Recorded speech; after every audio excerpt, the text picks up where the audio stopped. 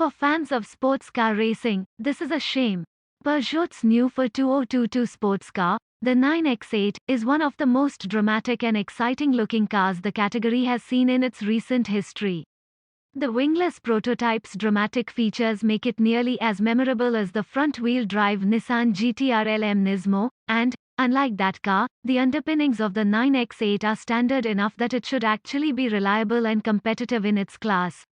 Sure, the cars will visit the US for World Endurance Championship rounds held here, but those European-based prototype fields are nothing in comparison to the full-throated competition with American-based prototypes and other European one-offs the team would face if it entered IMSA's major endurance races. Racing the car in IMSA, specifically in the traditional Floridian endurance rounds at Daytona and Sebring, is not a wise business decision.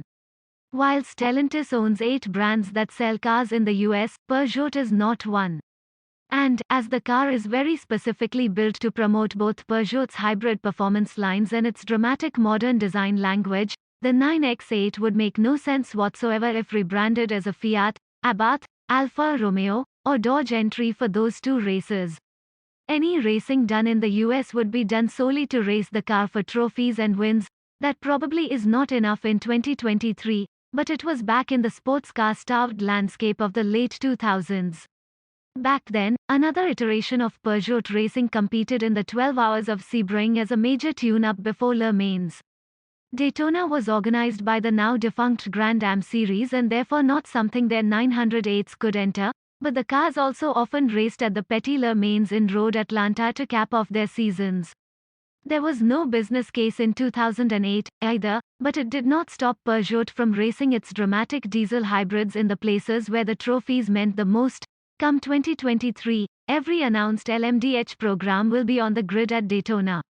Toyota could bring what will then be a battle-tested GR010 hybrid to that race, too.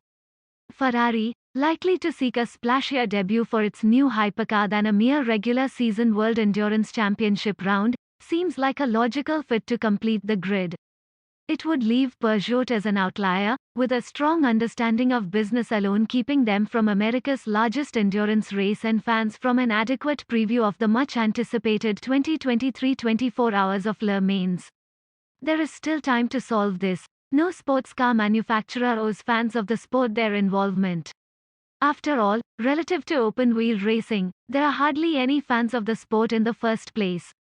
There is no smart business case to be made in chasing wins at Daytona and Sebring, and the races will almost certainly not be part of the World Endurance Championship.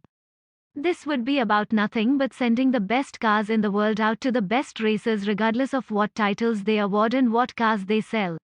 That alone means no Stellantis executive would be expected to approve this campaign. Those executives should simply ignore these details.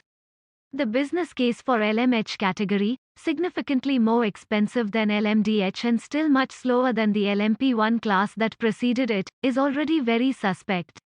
If Peugeot can commit to the hyper-expensive development of a car in this class, racing it 2 more times a year is a relatively small budget item. Racing sustains itself not on smart business proposals but on the emotion of building a car, bringing it to a track, and racing for a glory that will be remembered in 25 years. While championships are great, regular rounds of the IMSA and World Endurance Championships cannot offer that emotion.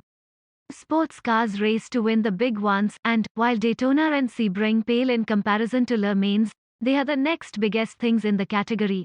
Yes, this is about at-track activation and dealership networks too, but the ultimate goal of building a sports car is to win Le Mans and make the thing a legend. Whether or not the 9X8 accomplishes its short-term goals in IMSA competition, battling its peers for wins in the types of races road cars get named after should be the goal. The design clearly indicates that this car is about more than just winning races, so why not lean into that illogical sort of dream and get it in front of as many eyes as possible? Peugeot's latest racer is the most exciting looking car in the most exciting category in auto racing. It deserves nothing less than the most exciting schedule Stellantis can give it.